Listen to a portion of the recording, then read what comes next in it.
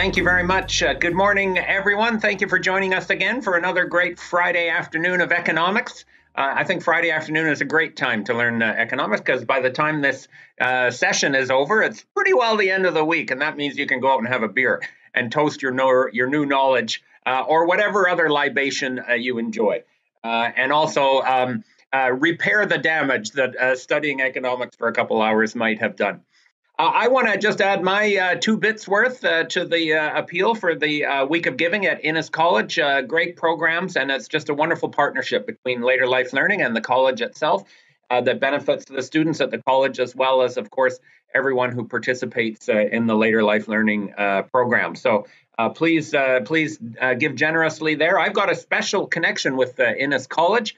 I have an honorary title at McMaster University, just down the highway. I am the Harold Innis Industry Professor of Economics at McMaster University. And like Innis College, named after the great Canadian economic historian, Harold Innis, who did pioneering work earlier in the 20th century on the nature of economic development in Canada and the role of natural resource industries and staples and other swings in our economic history. And Innis College at U of T is named after him. He was based at U of T, and so is my position. So I have a special synergy, if you like, with what they do at Innis College, and wonderful that later life learning can be a part of that. Okay, so let's jump in and look at today's program of knowledge and ideas, and I'll just quickly start the screen sharing there. Hopefully that looks good at your end of it. So today's session, the 6th session in our 10-part series, reproduction, distribution, and inequality. And we're going to be covering material that we talk about in chapter 9 of the textbook, Economics for Everyone, and also chapters 14 and 15 of the textbook. Some of the main issues that we're going to cover today, we're going to talk about where do workers come from, producing and maintaining workers, particularly in our households, the paid and unpaid labor that goes into that process in the home, how that affects issues including the gender division of labor in the household and also in the broader economy, and what economic role households play. And then we're going to talk, we'll talk about gender inequality in that unpaid labor that goes on in the home. And then we're going to branch out and talk about other forms of inequality in our economy and our society. Where do they come from? How do they relate to the economy? What are the consequences of it? And then what do we do about it? How do we address inequality and hopefully reduce it? Here are some of the terms that are discussed in the material this week that are defined in the glossary. And I have put the online glossary up on our website, that little website within the centerforfuturework.ca site, where I've been posting the slides and handouts from these lectures. Now the glossary is also there at the top of that page for anyone that would like to download it or consult it during the course of the lecture. And of course, the glossary is also available at the economicsforeveryone.ca website, which is what it was intended for. Okay, so you've heard this from me once or twice before, and you're going to hear it from me once or twice again before our session is over. The economy is not the markets, the derivatives, the equity prices, and it's not even necessarily the quarterly GDP statistic you get from Statistics Canada. The economy is the sum total of our work, productive human activity, using our brains and our brawn to produce the goods and services that we need to survive and thrive. And all of that work also involves the materials that we harvest from the natural environment. And that, of course, is a particularly important angle to think about today. All the leaders in the world are meeting in Glasgow at the COP conference to address climate change, including our Prime Minister Trudeau, who's flown over there. And let's hope they come up with some good policies and measures and ways to enforce what's required, because our ability to keep harvesting those natural resources is in jeopardy if we don't dig down and think about how to operate more sustainably. But The economy is the sum total of the work that we do, which leads to an obvious question. Where do workers come from? And they are not, in general, delivered by a stork who lands on your porch with a new baby. We all understand the actual process by which future workers, babies, are created. And I often joke that economists can make anything boring, even sex. So how about that? So we think about reproduction, and most people think, okay, yeah, that's about people getting together and finding love and creating a family and everything that goes with it. But economists can turn that into a very dry-sounding topic. And of course, there are economic dimensions to everything that goes on. So the reproduction of labor, in an economic sense, is a bit less exciting than the other senses of the word. In essence, where do workers come from? Well, like everything else in society, it takes work to produce the workers, not just to actually conceive and deliver a baby, of course, but then to raise the baby, educate the baby, care for the baby. And then there's still work that goes into producing workers because they have to be maintained, if you like, maintained and cared for as they go through their productive lives. And that process of producing and reproducing our capacity to work, which is the driving force of the economy as we've defined it, is a vital part of the economy. Although it sometimes gets overlooked. It all too often gets overlooked because it's not paid. First of all, much of it is not paid. Some of it is paid work, but much of it is not paid work. And it doesn't always even show up in our statistics. It does not, the unpaid part of it does not show up in our GDP statistics, because if you recall, GDP adds up the sum total of the value produced by work in the formal economy. That is, work that's done for money, whether that's in the private for-profit sector of the economy or the public and non-profit sector of the economy.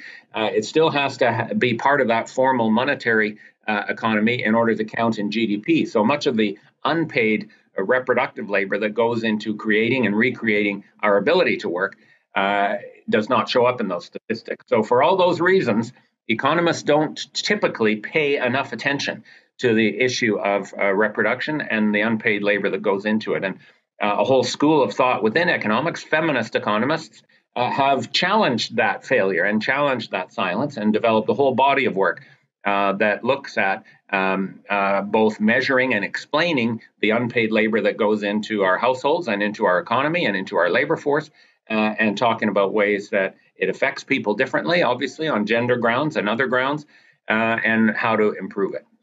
Now, in essence, anything that we produce in society has a cost of production. And typically, for various goods and services that we produce, the cost of production is the cost of the labor that went in directly and indirectly to producing it, including the labor that went into producing the tools and raw materials that ultimately produced it, and other costs of production, including natural resources that were used up in the production of those goods and services. So the cost of something is what it costs to produce, and that also can be applied to workers. The cost of producing workers, in other words, the cost of workers, is what it took in order to produce and reproduce their ability to work.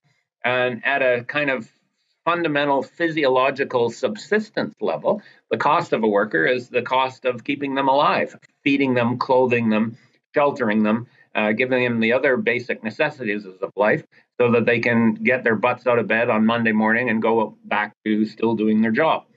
And when economists first started thinking about reproduction and the cost of labor, the classical economists, Adam Smith, David Ricardo, Thomas Malthus was a classical economist in the writing in the late 18th century.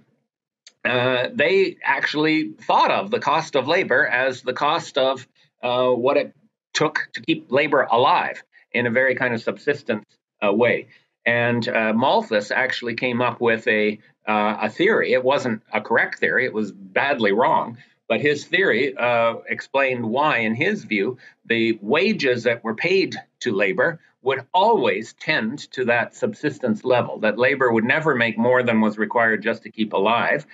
The reason, in his view, was that workers were, basically like animals, and they would just keep reproducing themselves and increasing the population until such a point that they were back to that subsistence, that bare survival subsistence level of income. So it was totally wrong. His view was if you paid workers more, they just breed more, in essence, like rabbits. So it was obviously a very offensive theory, but it was also wrong historically. In reality, when people are better paid, they actually have fewer children, not more, because of the education and opportunity that comes along with it. So his iron law of population, as he called it, was dead wrong. But the classical economists had a vision of the cost of labor, the wages, equaling what it took to keep them alive. Karl Marx, of course, the revolutionary who took the classical theories and then kind of applied it in a way where he saw the end of capitalism coming from it, he had a very similar idea that the cost of labor, the cost of producing and reproducing labor power, was the cost of keeping workers alive. But at least he recognized that it wasn't necessarily just at a subsistence level. It wasn't just the bare bones food, clothing, and shelter needed to keep workers alive, that there was also a social dimension to it in terms of what we collectively thought in terms of our norms and our values and kind of common sense wisdom was an adequate minimum standard for workers. So in Marx's view, the cost of labor, the level of wages that had to be paid, was certainly had to be enough to keep workers alive to come back to work the next day. That's obvious, but also would evolve over time to reflect our changing attitudes and the changing power balance, if you like, in the economy. So today, in most of the world, certainly in Canada, we would not say that the minimum standard of living of workers was just what was required to keep them physically alive. We would include other items in that as the kind of basic necessities of life, a certain degree of comfort, a certain degree of mobility, a certain degree of inclusion. You know, for example, something like internet connections once upon a time would have been considered a luxury.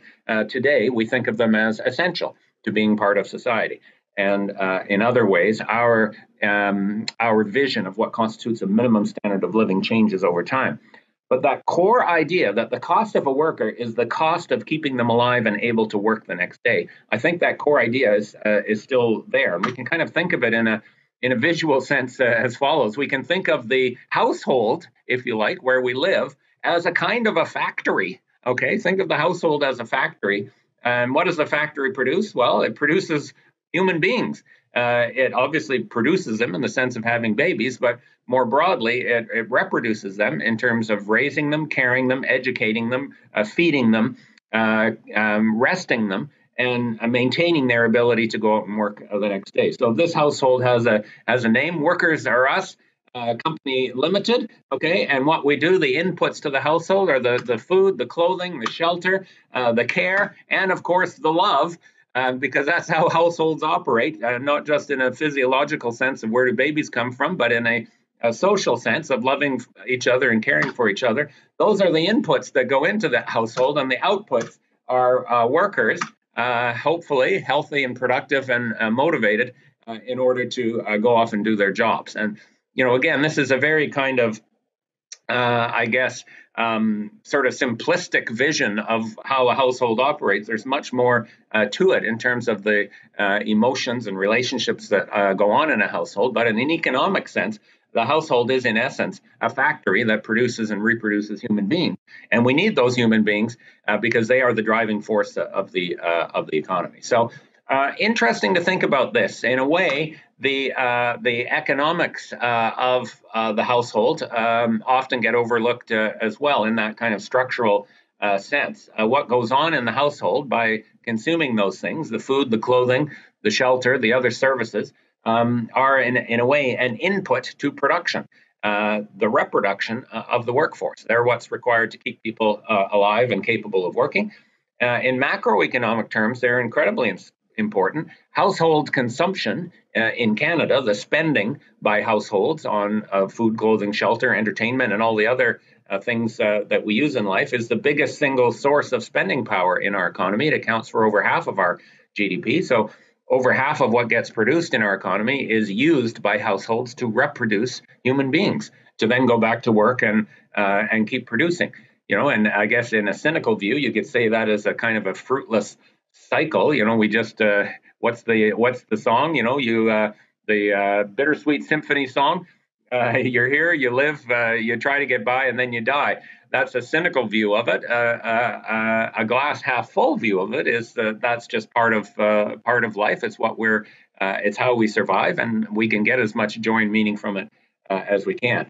But the reality is that this process of working, earning, spending what we earn in order to keep ourselves able to go back to work, that circular process is a core part of how the economy works. And it also creates a kind of a positive feedback mechanism, or a virtuous cycle, if you like, because workers spend, in essence, over their lifetime, they spend everything that they earn to keep themselves and their families alive at a certain standard of living. That creates a very important positive feedback mechanism. When workers get paid for what they do, they then immediately go and spend what they earned. In fact, thanks to the magic of credit, they often spend it before they earn it. And that is a critical source of the spending power that keeps the economy growing. Of course, another dimension of it is not just in economic terms, dollars and cents terms. There's also the quality of life and pleasure and enjoyment that we get from household consumption, from the goods and services that we consume. It's an important part of our quality of life. It is not the sum total of our quality of life. Very important to keep that in mind. We are not just consumers. We are human beings. And so we also want, in addition to the stuff that we can buy, we also want to have time, leisure time, so that we can enjoy the stuff that we can buy.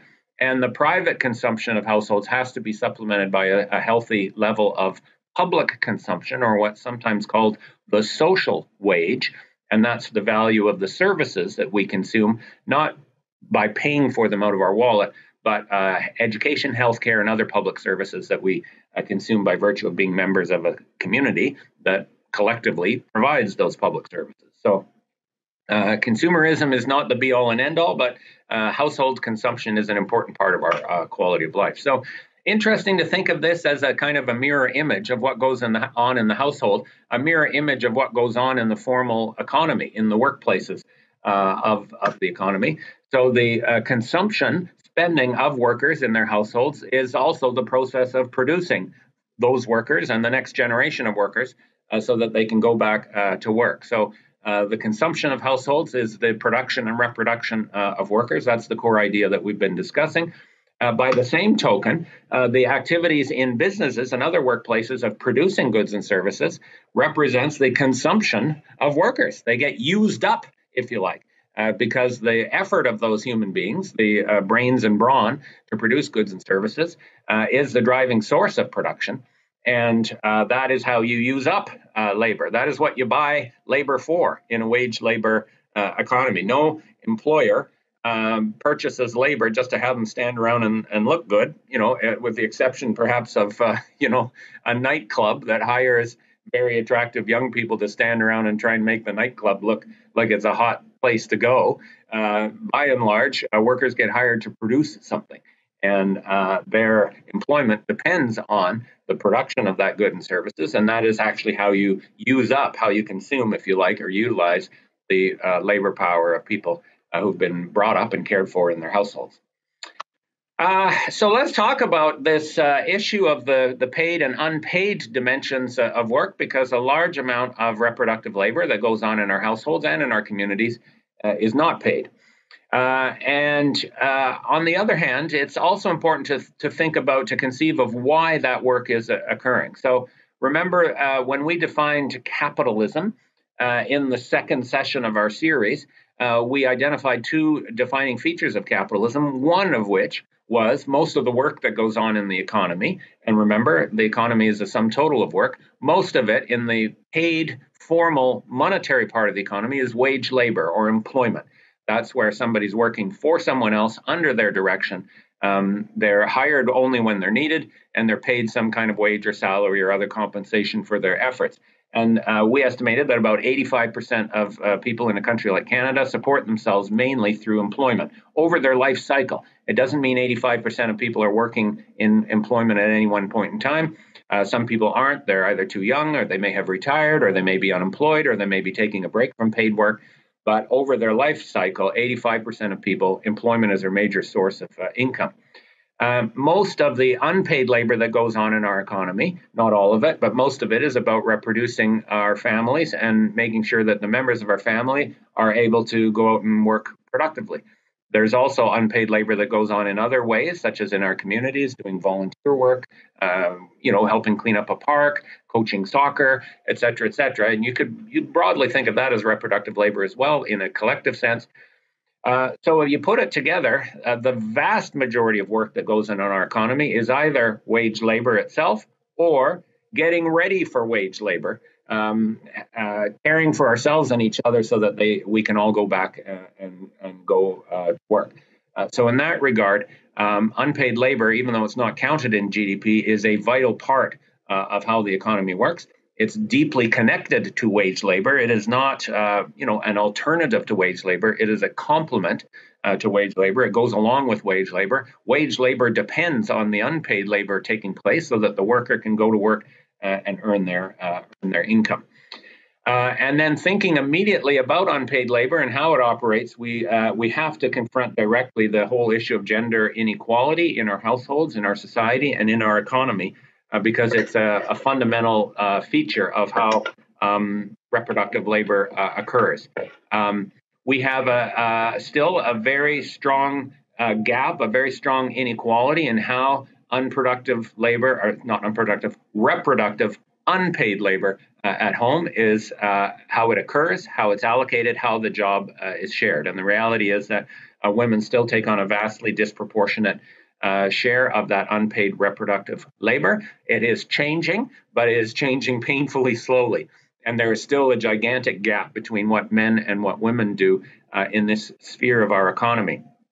Where does this inequality stem from? Lots of different social scientists, including economists, but including anthropologists and sociologists and feminist theorists in a number of disciplines have tried to unpack where does this whole unequal treatment of men and women stem from. It obviously has something to do with the mechanics and reality, the physiological reality of childbirth, that women carry and deliver babies and then do a large part, it doesn't have to be all, but a large part of the initial caring, including breastfeeding. That is a sort of fundamental feature, but that is blown up and kind of reinforced and expanded through all kinds of things that are not tied to fundamental physiology whatsoever. It's all about sexist attitudes about what women should do and what men should do, reinforced by tradition, by religion in many cases, by outright violence in many cases, unfortunately, to keep women in their place, doing that unfair share of reproductive labor at home. And if we're frank, resistance from men about giving up the privileged position that they have, and the fact that they don't do a fair share of the housework at home. And that is a statistical reality. So this idea, of course, has been part of the differences between men and women certainly predate capitalism. I wouldn't say that they're due solely to capitalism, but there are certainly ways in which gender inequality in the household and reproductive labor then gets extended and transmitted and amplified in the broader economy as well. Because they're doing unfair share of reproductive labor at home, women's participation in the paid formal labor market is undermined, both in terms of how much they're able to work and how they're working. And then that in turn reinforces the gender inequality at home. Because women do not have the same access to well-paying jobs and stable jobs in the labor force, then when households start to make decisions about who's going to stay home to take care of the kids, if that's required, then people say, well, the woman makes less money, so it makes sense that the woman stays home and the man keeps working. So it becomes a self-reinforcing thing that inequality at home contributes to inequality in the economy, which in turn reinforces the inequality at home. Employers are not innocent bystanders in all of this either. Employers over the years have often tried to take advantage of that inequality between men and women to exploit a source of cheaper labor. The fact that women's opportunities in the paid labor market have been traditionally constrained relative to men's means that they are able to be employed for less. And in years gone by, this was explicit. Workplaces would have an actual women's wage, or even our policies. Women were not protected by the same minimum wage laws as men, because it was assumed they were working just for something extra, as opposed to working to support themselves and their family. So employers and governments have exploited these inequalities to limit women's ability to participate fully in the paid labor market. And this is how the inequality at home and the inequality in the formal economy are connected. And again, this is changing as well, and we'll cover some of the data on this. But we aren't anywhere near equality in either how we divide the unpaid labor at home and how we organize paid work in the formal economy. This idea that somehow we're in a post-feminist era, as sometimes gets thrown, or a term that gets thrown around, or the idea that this old idea has gone by the wayside, absolutely wrong. So here's the statistics from Canada from 2018, a time use survey measuring the number of hours that core age men and women, this is men and women between 25 and 54. So this is the core age of the labor force. How much work do they do in a week on a per day basis? And this is an average over the 7 days of the week. So this is why it's not 8 hours of paid work a day. Even for full-time workers, because it's averaged over the 7 days of the week. Paid work, women do a lot of paid work, but less on average than men, partly because there's still fewer women in the paid labor force than men, and partly because they're more likely to be in part-time jobs than men. So on average, men do about 1.25 hours more paid work per week, per day per week, than women do. Then there's the unpaid work, where it's more than made up for. So women are doing almost 2 hours more unpaid labor at home or in other locations in their community than men. So the combination of paid and unpaid, if you look, is slightly more work being done by women than by men. Then they have another category which is called simultaneous, doing both at the same time. And of course, it's an old joke that women can multitask and men can't. And the reality is women do multitask, because about an hour a day on average of that unpaid work is occurring while women are also trying to do paid work. And that multitasking component is much smaller for men.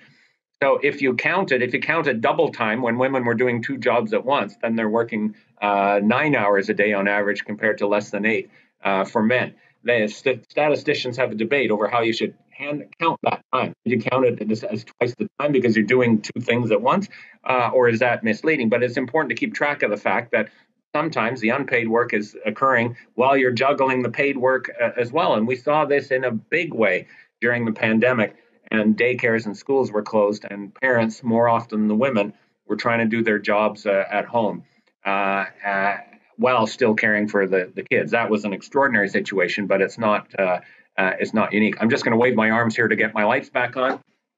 There we go. I'm just trying to take care of the planet there with my automatic energy-saving lights. This shows the evolution of paid labor effort as well in Canada over the last half century or so, and been a significant change. There's no doubt that women's growing participation in the formal paid labor market is a fundamental change in our economy and in our households, but it isn't equal yet, not at all. So from the 70s, say the early 70s, men were almost twice as likely to be in the labor force as women. This is counting everyone 15 years of age and older. And then 2 things have happened. Women's labor force participation grew dramatically, although it kind of peaked starting around 2005, as you see there. And men's labor force participation eroded gradually over time. A couple of things happening there. Number one, the workforce is getting older, so a larger proportion of the 15 and over population are retired. You've also had early retirements and restructurings and buyouts and other events that have occurred that in a way have reduced men's participation. So the gap between men and women has declined from about 30 to 35 percentage point difference there in 1975 to about 10 percentage point difference in 2020. Notice at the end of that, both men and women had a decline in labor force participation in 2020. That was due to the pandemic. And for the most part, that little tweak at the end is going to bounce back. The bigger issue is what happens to that long run trend. And can we get to a situation where we actually close that gap, not just reducing it? And in this regard, there's no doubt that the issue of how we divide and manage unpaid reproductive work at home is a key part of the problem. This graph shows labor force participation by men and women as a proportion of the people in each age group. And interesting to note, for young people, there is no gap. Okay, for young women, they're actually a little bit more likely to be in the paid labor market than men. For various reasons. But that starts to change once they reach the so-called prime parenting ages. So between 25 and 45, that's when you see what happens is the red line for women declines. So that means women are leaving their paid jobs to stay home and take care of their kids. But the labor force participation for men continues to grow. So the biggest gap now between men and women's participation is not, people in their 50s and 60s who didn't get the memo that women are allowed to work outside the home. There's some of that goes on, but not that much anymore. The biggest gap is much younger people where the women are clearly constrained in their ability to work because of lack of affordable quality childcare and unfair distribution of the unpaid work that goes on at home with young kids. That's when the unpaid work is obviously very intense. There are other times in your life when it's intense as well, especially if you're caring for elders, say, or someone with a disability. But certainly for parents with young children, trying to work and care for young children, if you haven't got proper supports, is very, very challenging. And so women's labor force participation falls. So that gap there is a very significant gap and a major reason why the overall gap in participation hasn't closed. And the way to get at that is obviously to support parents of both genders who are trying to do their jobs and care for children at the same time. So because of all that, the reality is that women still make a lot less than men. Most recent data before the pandemic, 2019, women's average weekly earnings for those who were employed, 22% lower than for men. And, that's a big gap. That's about $250 a week or $1,000 a month. Now that's narrowed again a little bit. That gap has narrowed from 30% at the turn of the century. So that's progress. But obviously it's still a significant degree of inequality. Many factors contribute to that gender wage gap. The fact that women take interruptions from their careers, as we just saw, to stay home and care for kids, or often to care for others, the elders, the so-called sandwich generation, people in their family with disability. If somebody stays home, again, it's more often the woman. And that, first of all, reduces the amount of women working, but it also affects their wage trajectory. If you've taken some years off, it's sometimes called the motherhood penalty. Your ability to compete for a promotion and for higher wages in the future tends to be undermined. It also reflects that women are much more likely to be working part-time. One of the ways that they try to balance the demands at home and in work is to cut their hours of paid work. If you just looked at it on an hourly basis, the wage gap between men and women is only 12% in terms of the hourly wage that's earned. But on weekly earnings, it's 22%. So you can say that almost half of the wage gap is due to shorter hours of work rather than a lower rate of pay. But women are still kind of assigned informally to work in lower wage sectors of the economy. The jobs in our economy that tend to be done by women also tend, what a coincidence, to be less well paid. And that process of segmentation contributes to the gender pay gap. In some cases, there's still just outright pure discrimination where men and women are literally doing the same thing and the women are getting paid less for it. And this happens particularly in places where pay is not transparent, where individuals don't have like a contract that specifies how much somebody gets paid in a role, but they have to negotiate individually with the boss. And for various reasons, women tend to earn less in those situations. So a lot of factors going into the gender wage gap, but the fact is that women still make less than men. And it isn't obviously lack of skill or productive capacity. In fact, again, for women, not just young women, but women into their 40s and 50s, on average, they have more education than men on an average basis. So it's not about skills and productivity. It's all about sexism and the inequality, both at home and in the overall labor market. I mentioned the way to close an important way to close the participation gap between men and women, noting the decline in women's participation during prime parenting years, is going to be to provide them with support, and high quality childcare is absolutely the number one thing to do in that regard.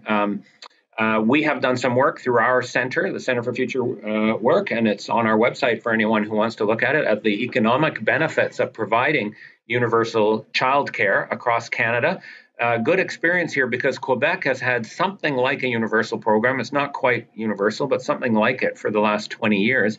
And their gap in labor force participation between men and women in those prime parenting ages is the smallest of any province in Canada. And they get stronger employment results, more income, more government taxes as a result of that.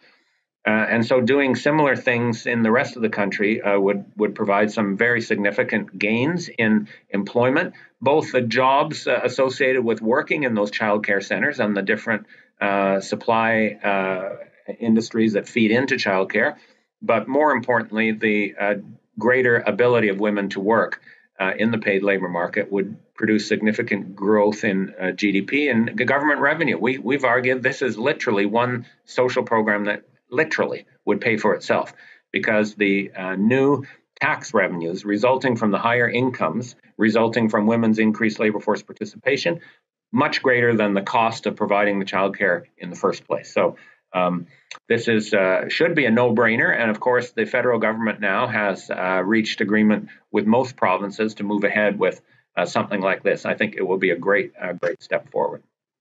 A little bit more on this division of unpaid labor in the home. There's been a bit of change over time in cultural attitudes, and women demanding that male partners do a better share of the work of caring for children and running the house, but still a big gap, as the statistics indicated there.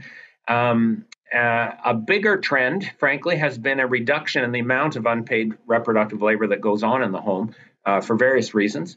Households, of course, have mechanized or use more appliances and tools instead of doing stuff by hand. Dishwashers, are a normal thing in most households, and vacuum cleaners and other things that reduce how much work has to go in, whatever gender is doing it.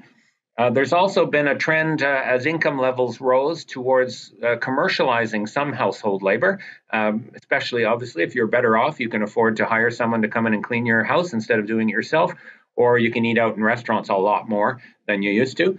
Then, of course, there's a shift in some cases towards social provision of caring services. So some of the things like childcare that we just talked about, or elder care, education, of course, where the work that once went on unpaid in the home is now occurring outside of the home through some kind of public service.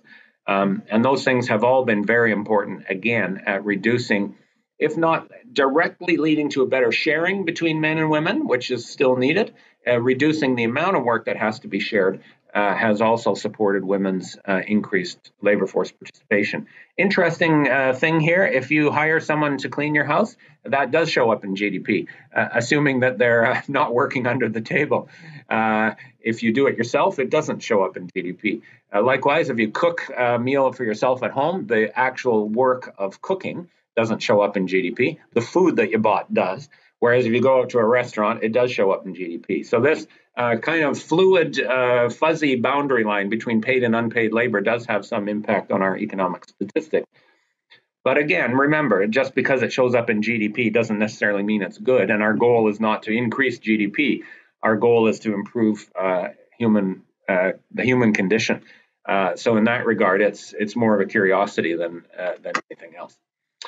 Well, let me just kind of pick your brains for a moment here at this stage. Some have argued that a better way to solve these inequalities is to find ways to value the unpaid work that goes on in the home or community. And some have argued that we should pay people. We should actually pay people, in this case, obviously, mostly women, to do that unpaid work at home. And then if it was paid, okay, we'd be more appreciative of it. And also, women doing that work would have more money, obviously. So on the other hand, there's arguments that no, we shouldn't be paying people, in particular women, to stay at home. We should find ways to organize it so that women can go out into the formal economy as much as men do. So, open question. There's pros and cons to this. There's no right answer, no wrong answer. Put an answer in the Q&A. Should people get paid for doing housework? Knowing what importance housework plays in the economy as part of the reproduction, obviously, of labor. And put your answer in the Q&A right now, and I'll read out a couple of them in a minute. First, I'm just going to put up this nice cartoon from my textbook. Tony Biddle, the great cartoonist who I work with. Even if this work was counted in the GDP, it would still be kind of boring. And this, again, comes back to my point that the measurement per se is important. It is important for us to think about what we measure and what we don't measure.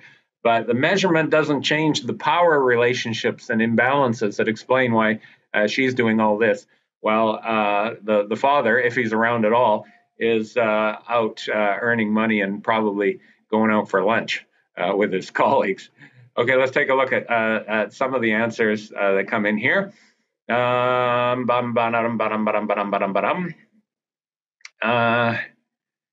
says no. That's a short answer for paying housework. Who would pay for it? That's a good question. That's a very good question. Yes, but who would pay? No. Enable women to work outside the home. To pay for in-the-home labor would be too complicated and expensive. I agree. And frankly, it would also potentially reinforce that unequal gender division within the home. Paying for unpaid work? No way. The complexity of a fair way of implementing it boggles the mind. Yes, pay for it, but who? No, the housework should be shared equally by the adults. Here's a good one. Provide a universal income for women who stay at home so they have an income and are paid for the labor. That's an indirect way of paying for unpaid labor, is give someone access to income whether they're employed or not. Somebody agreed with that. Should be paid. Don't pay. Provide a basic income. Again, we'll talk about a basic income in a few minutes. Sounds good, but who would pay? How administered? Hard to evaluate and quantify. In theory, yes, but how to measure it? Too difficult to measure. So we see those are great answers. Thank you very much. And show that's a very complicated issue. I'll just leave it at that. Here I am, that economist. On the one hand, on the other hand, they always said the economist has to have two hands. Otherwise, they can't whiffle waffle and sit on the fence like we often do. Okay, we've talked about gender inequality in the household and how that relates to reproductive labor. That's not the only kind of inequality in our economy, of course. So let's spend the rest of our session talking about inequality and the other ways that it's experienced and measured and where it comes from. So there is no doubt that the capitalist economy is a very unequal one. And it's kind of written into the DNA of capitalism. In particular, this key structural feature that we've identified from the beginning. Most of the work that goes on is wage labor, where somebody is working for someone else. And why do they do that? Because they have to survive. On the other hand, most production is undertaken by for-profit firms that are doing it in order to earn money, earn a profit. And most of those businesses, most of the wealth that's associated with those businesses is owned by a very small share of society. We've argued 2% own over half of all business wealth. So this fundamental difference between people who own companies and people who work for companies is written into the DNA of capitalism. That is capitalism. And we can think about ways of making it fair and protecting those people and sharing the wealth a bit. But this is a sort of fundamental essence of our economy, and it is one that produces and reproduces inequality. Even if we took all of the wealth of Jeff Bezos and what's his name, the Tesla guy, whose name is escaping me for a minute, probably because I want to forget him. He made $26 billion the other day, the day that Tesla shares, Elon Musk, that's his name, sorry. The day that Tesla shares shot up because Hertz bought $4 billion worth of Teslas, Elon Musk made $26 billion in one day, on the value of his shares. Unbelievable. Anyways, we could take all that wealth and hand it out in equal bits to everyone in society one day and suddenly achieve equality. But within a few years, we'd be right back to that because the nature of competition and who profits and who loses and who expands and who goes bankrupt tends to produce and reproduce that concentration of wealth. So this is why I say it's kind of written into the DNA, and it does shape all the other forms of inequality that we experience. But there are lots of other forms of inequality, and people have to kind of keep those other dimensions in mind. And I have always been frustrated by people who are particularly concerned with one type of inequality, whether it's a class analysis or a gender analysis or a race analysis, and they say this type of inequality is the most important and it's the worst, and this group of people is the most oppressed. Those arguments about who's the most oppressed, in my experience, don't pay off. They tend to divide people, and I think in a way obscure some of the commonalities between the different ways that people are treated unfairly in our society. And there are lots of them. Gender and race, Indigenous people, of course, face huge and unique barriers. Language and ethnicity as a huge one. In our history in Canada, Francophones and people who lived in Quebec were for years and years and years treated as second-class citizens, even within Quebec. Or think about people like Irish, who once were considered a separate race, which is interesting. That shows you something about the social construction of all of these different dimensions of inequality, where it's nothing inherent in human beings that explain why they're treated differently. It's how we collectively as society define and categorize and treat different groups of people. Ability, obviously gender orientation, LGBTQ communities and so on. And then lots of other ways that we're just finding out how people are treated differently, systematic dimensions of inequality. So how do we understand all of those things? For example, on the issue of racial differences within society, we're now gathering data in Canada on the ethnic and racial identity of different people. Traditionally in Canada, we didn't even collect these statistics, which is a sign that we are obviously willfully ignoring these questions. But now on the census and in the labor force data, we can get good information on how people of different racial and ethnic categories fare in the economy, and this is in the labor market. So this shows the employment income. The source for this report, for anyone who wants to see it, is at the bottom. Sheila Block wrote a report for the Canadian Centre for Policy Alternatives, and interesting to look at how do these racial dimensions of economic inequality unfold. She reported it separately for men and for women. Among men, the biggest gaps are visible between Black men and non-racialized or white men. Black men on average earn just 2/3 of what white men earn.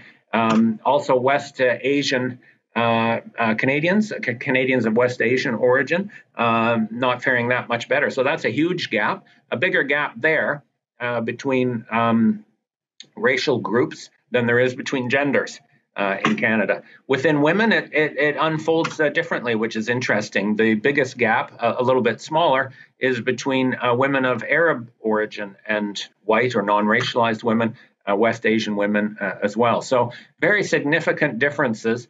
And then the whole question of intersectionality is understanding how these things fit together. You can't just sort of slice it along one axis and say this is the thing that really matters. In fact, the intersection or interaction of race and gender and other dimensions is important. So if you look in the last column on the right, it shows how much women of different categories make compared to white or non-racialized men. And in some cases, it's as little as half. And that reflects that intersectional effect that we have to take into account.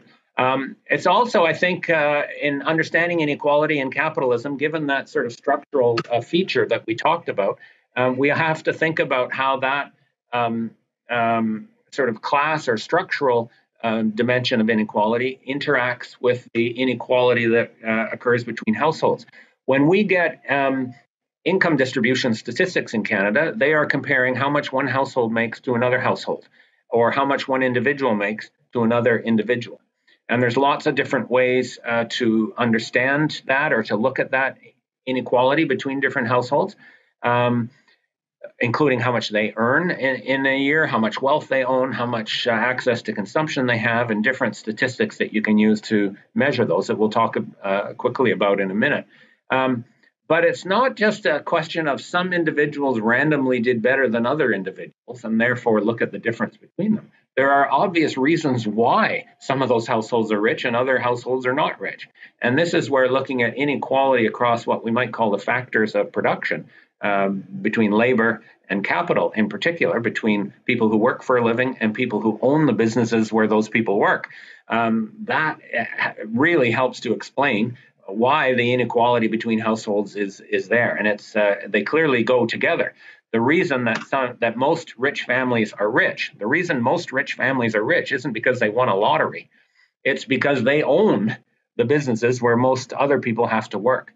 And the fact that our society has been reorganized in a way that very much enhanced the profits on various forms of wealth, whether you're directly running a business or you're owning financial wealth through stocks and bonds and equities and derivatives. In both cases, the return to ownership has increased a lot. And this is the main thing that has been driving greater inequality between different households. Again, not a random thing. It's certainly not tied to the capacities or skills of individuals. It's very much tied to how much wealth they own. So in that regard, inequality between households very much reflects inequality across different factors of production. If you were going to measure inequality between households, you could look at how much you earn in a given year, income inequality. And on that score, it's important to keep in mind whether you're counting taxes, transfer payments from government, or whether you're measuring it all on a before tax and transfer basis. You could also look at wealth, how much you own as opposed to how much you made in a certain year. On this score, I'm always keen to not include your house. You know, again, people, in most cases, their equity in their house, if they have a house, is the biggest piece of wealth they have. But ultimately, it isn't. You know, it isn't a business, and in many cases, it doesn't mean you're well off. It means you've just struggled to try and put a roof over your head, and you probably owe half of it or more to the bank. You can measure how much consumption you have access to. And different ways of measuring inequality. You could look at the ratio as a common statistic, where you look at how much the top 10% make on average and compare it to the bottom 10%. That's a common way. You could look at the shares of total income that the top group gets, the top 1% or the top 10%, or even the top 0.1%. There's a statistic, a fancy statistic called the Gini coefficient, that I won't get into the math of it, but it's a statistic that goes from 0 to 1. And if your score is 0, it means everything is perfectly equally shared. If your score is 1, it's perfectly unequal.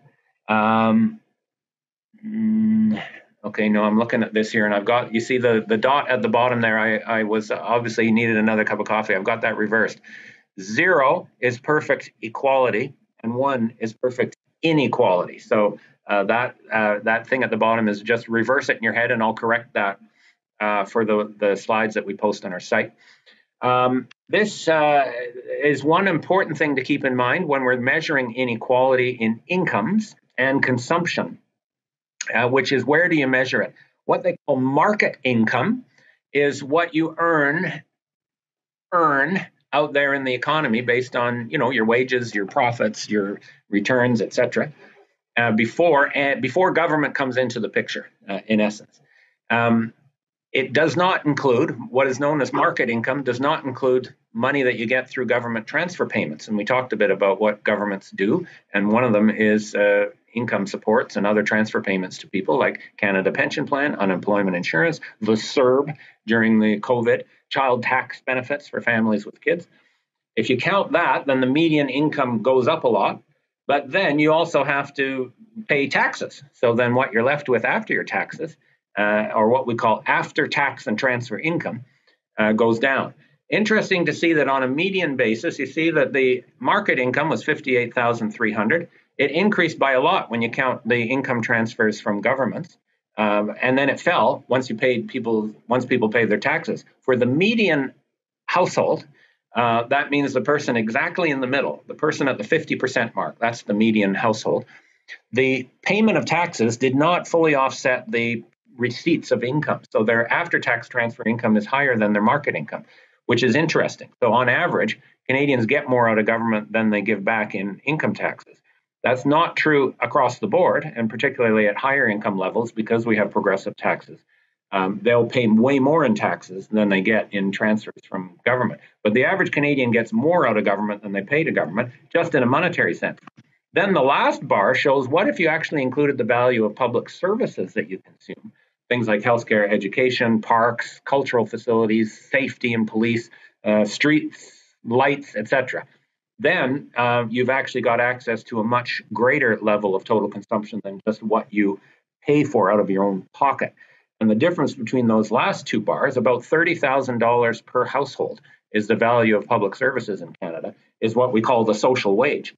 And you see the social wage on a median basis, if you assume that you value those things that you get from the public, is very significant to your standard of living. The other point is that this gets more equal as you go from left to right. Market incomes are the most unequal. Then counting transfers promotes equality. Paying taxes promotes even more equality. And then including the value of public services counts a lot more inequality, a lot more equality. So if you were to measure the standard of living of the top 10% of society to the bottom 10%, on a market basis, it's huge. It's like 15 to 1. Then it narrows on an after-tax, after-transfer basis to maybe 10 to 1.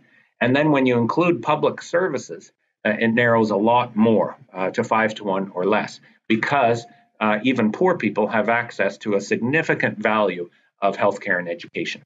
In this way, government plays a really important role in reducing inequality.